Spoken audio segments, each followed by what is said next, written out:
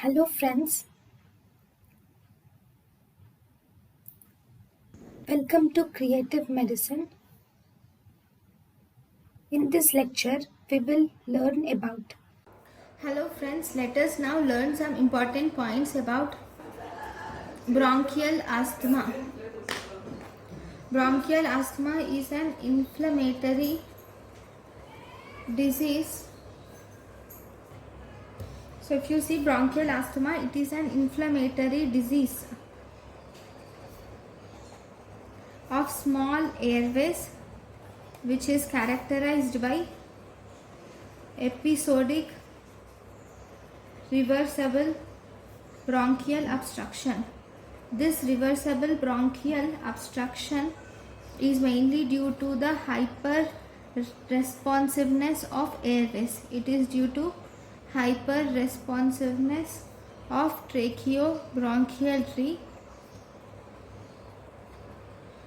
will result in reversible bronchial obstruction. It is also manifested by paroxysms of polyphonic. It is manifested by paroxysms of polyphonic wheeze, dyspnea, cough,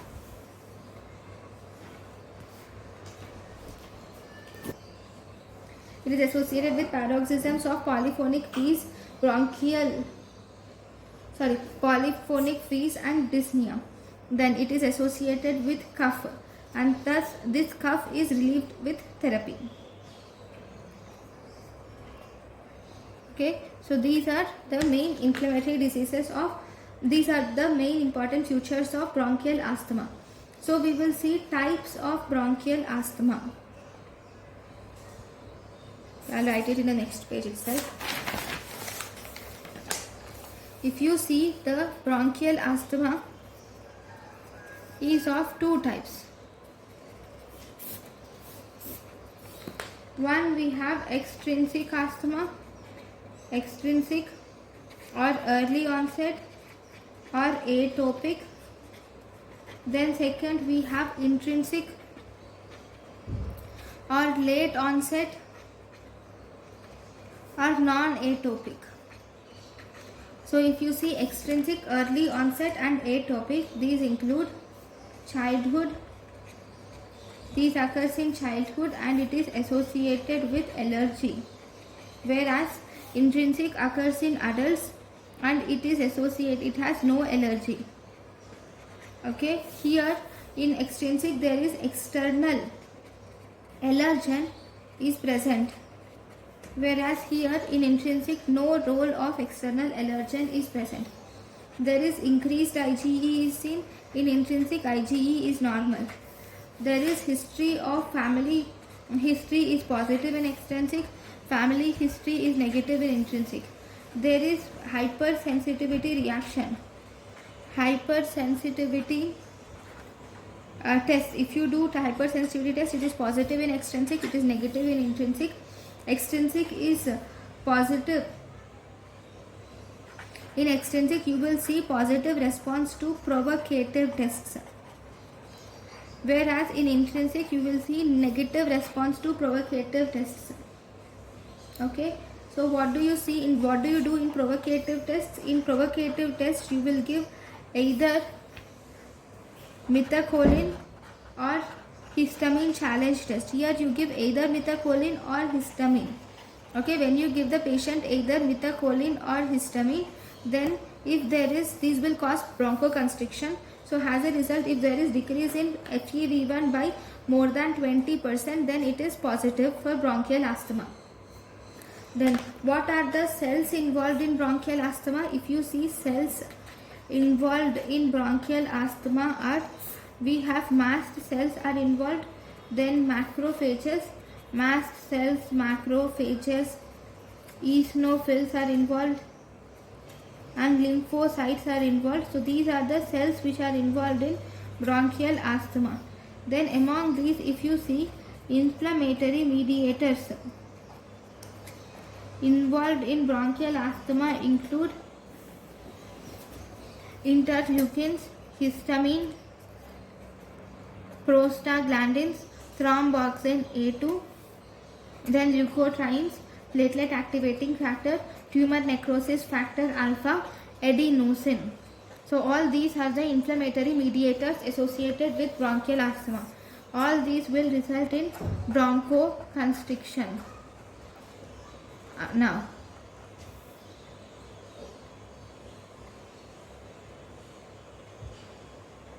one important thing in bronchial asthma, if you see, this bronchial asthma is a reversible airway obstruction. It is not irreversible, it is reversible airway obstruction.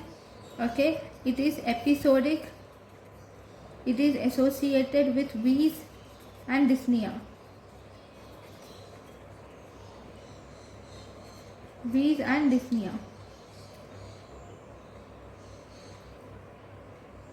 Here in intrinsic or late onset or atopic asthma, these are actually associated with nasal polyps and aspirin sensitivity. They are associated with nasal polyps and aspirin sensitivity. These are intrinsic polyps are associated with nasal polyps or aspirin sensitivity. Okay. Then, now what are the factors which can exacerbate the bronchial asthma? If you see, factors which precipitate asthma, these include all the allergens, any type of allergens, smoking, perfumes or sprays, if there is increased temperature, extreme change in temperature, hay fever, okay, bacterial infection or viral infection, okay, then medications like aspirin will precipitate bronchial asthma, beta blockers and NSAIDs will precipitate bronchial asthma. Also, even gastroesophageal reflux disease or air pollution will precipitate bronchial asthma. Toxins will precipitate bronchial asthma, or exercise will precipitate bronchial asthma. Emotional stress, exercise, emotional stress and anxiety, okay, all these will precipitate bronchial asthma. Now, what do you see in histopathology? In histopathology, you will see, in histology, you will see three different types of miscellaneous structures. You see, one, you will see Kirschmann spirals. Kirschmann spirals are seen. These Kirschmann spirals are microscopic. These are microscopic findings which are seen in the sputum. Okay, what are these? These are actually spiral shaped mucus. These are spiral shaped mucus plugs are Kirschmann spirals. Then we also have Crayola bodies. What are Crayola bodies? These are ciliated columnar epithelium. Crayola bodies are nothing but ciliated columnar epithelial cells. Which will come out of the sputum is Crayola bodies. Then we have charcoal laden crystals. What are these charcoal laden crystals? These are eosinophilic inflammation. These occur due to eosinophilic inflammation. Okay, these are actually made up of a protein. Okay, all these are seen in sputum. You can see all these in sputum, okay, by microscopic examination. Now, if you see the signs of asthma on examination, you will see wheeze. Especially you will see wheeze, which is expiratory wheeze, is seen in bronchial asthma. Now, what are the differential diagnosis of wheeze? Differential diagnosis of wheeze, if you see, wheeze can be seen in cardiac asthma. It can be seen in COPD. It can be seen in pulmonary embolism. It is seen in endobronchial lesion. Also you will see presence of wheeze. Then it is also seen in pulmonary vasculitis. You will see V's, and you will also see V's in eosinophilic pneumonia. You will also see V's in eosinophilic pneumonia. So these are the different places where different diseases where you see V's. Then now, what are the variants of bronchial asthma? So if you see the variants of bronchial asthma are of mainly three types. There are many, but I am dealing with three. One, we have nocturnal asthma. Okay, this nocturnal asthma, here there is, if there is decrease in FEV1 by more than 20% at night, then this results in nocturnal asthma. Then we have gastric asthma.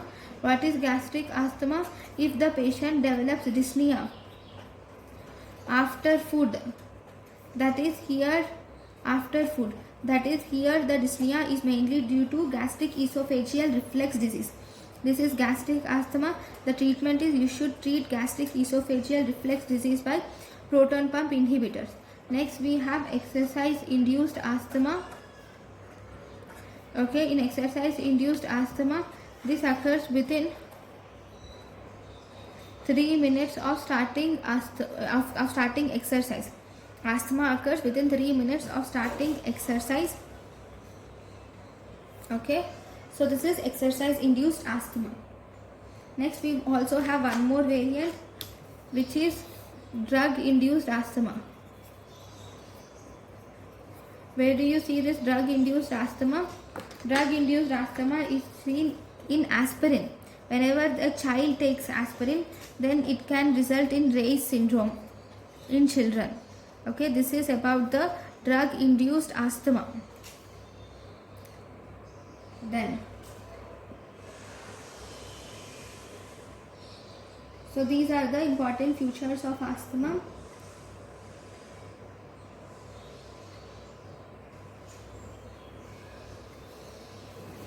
Now if you see this exercise induced asthma, it starts within 3 minutes of exercise. Then the dyspnea, it will peaks in 10 to 15 minutes and it is relieved by 60 minutes. Then we also have one more variant of asthma, which is called as cardiac asthma.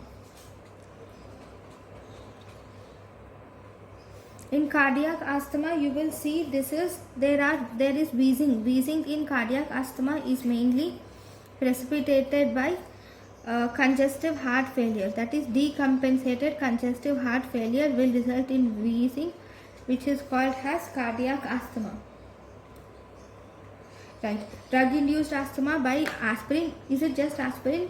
No. Drug induced asthma is caused mainly by COX-1 inhibitors, like obviously aspirin or diclofenac or ketorolac will also result in drug induced asthma.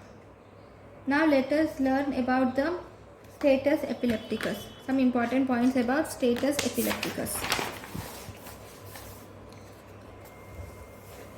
So status asthmaticus, not epilepticus, sorry, status asthmaticus.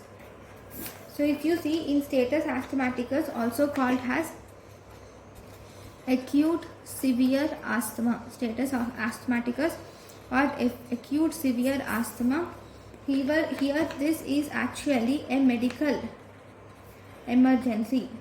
It is a medical emergency where the heart rate of the patient is more than 120, respiratory rate is more than 30 per minute, the patient presents with sweating, the patient presents with pulses paradoxicus, there will be loud rhonchi,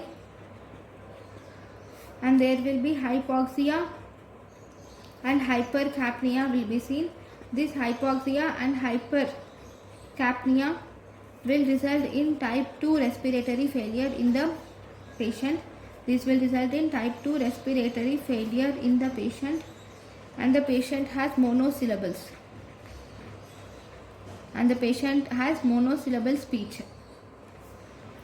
So these are the main clinical features of status asthmaticus. Now, if the patient comes to you with all these features, then you will have to treat the patient. You give oxygen followed by short acting bronchial agonists are given.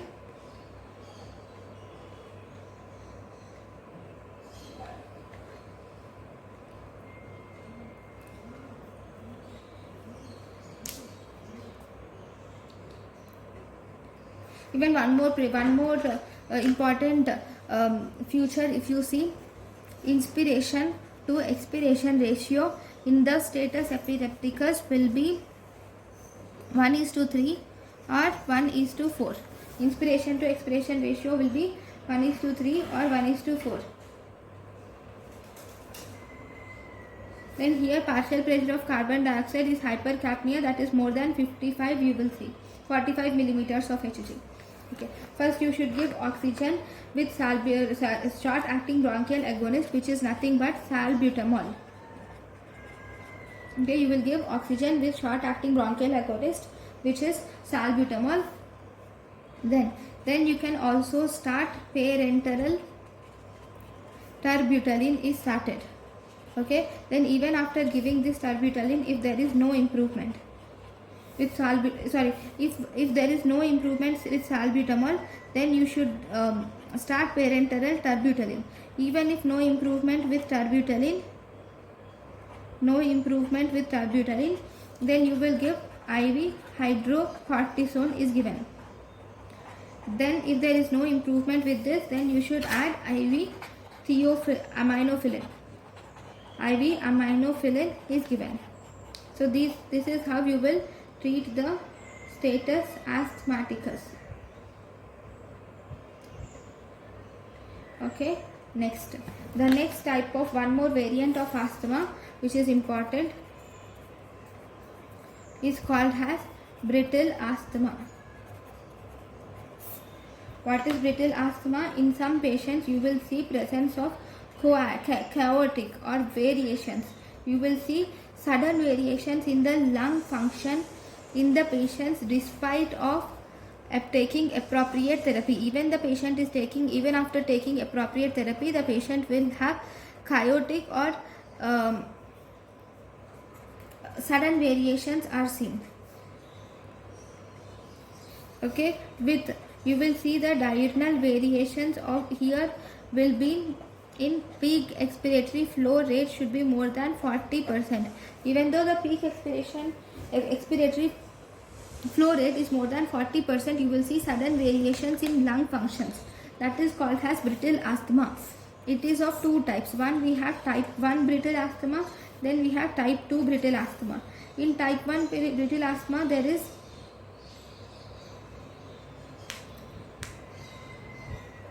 here in type 1 brittle asthma, you will see persistent pattern. Here you will see persistent pattern of variability will be seen.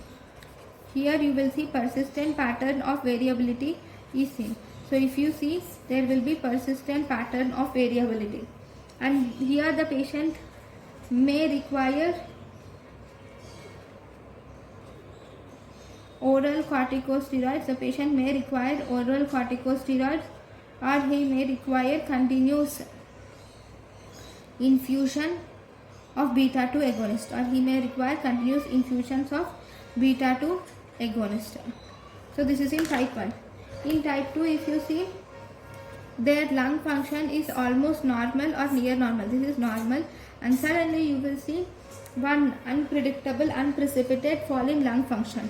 So here patient will have normal or near normal lung function, but there will be sudden unpredictable fall in lung function is seen.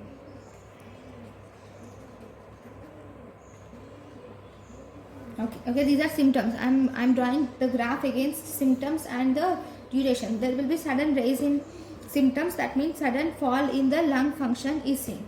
So this is type 2 brittle asthma. These patients are actually difficult to manage. These are difficult to manage because of this sudden precipitous lung precipitous fall in the lung function, and because they do not respond well to corticosteroids. Okay. Now, what is the most effective therapy for brittle asthma? The most effective therapy for brittle asthma is giving subcutaneous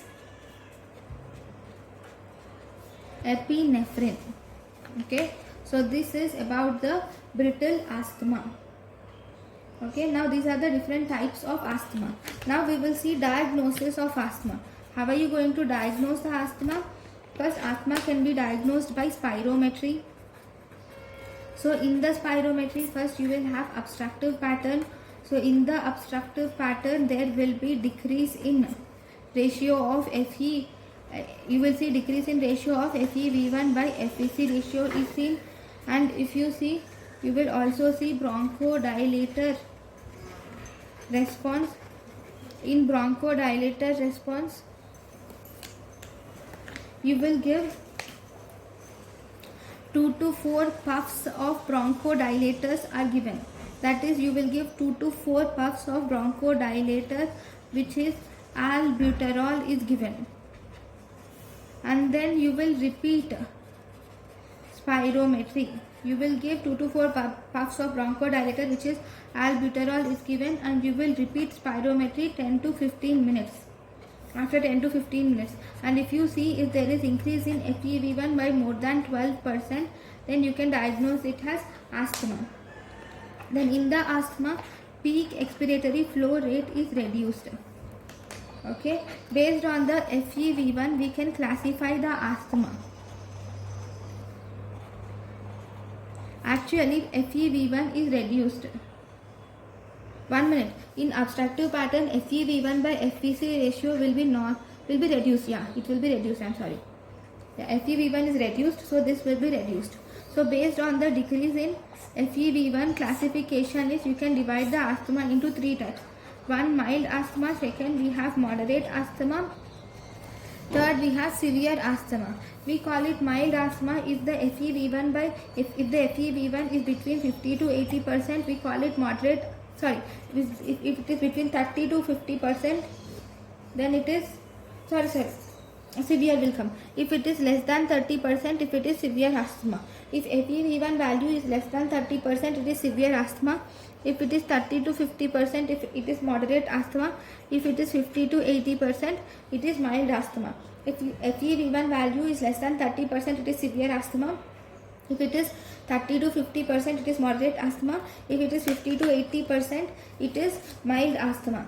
Then if you do ABG, in the arterial blood gas analysis, you will see that partial pressure of carbon dioxide is reduced. That is, hypoxia is the universal finding in these patients.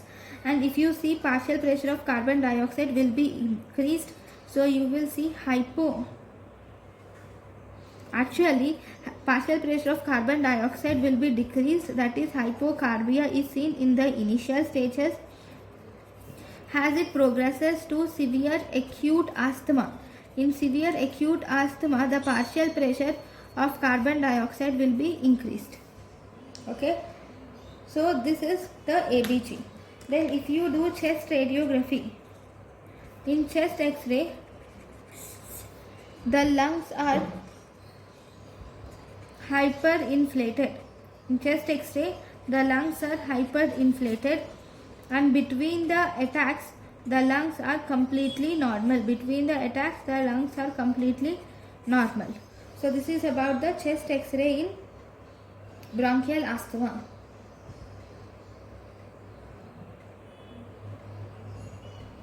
Then, now if you see the drug of choice,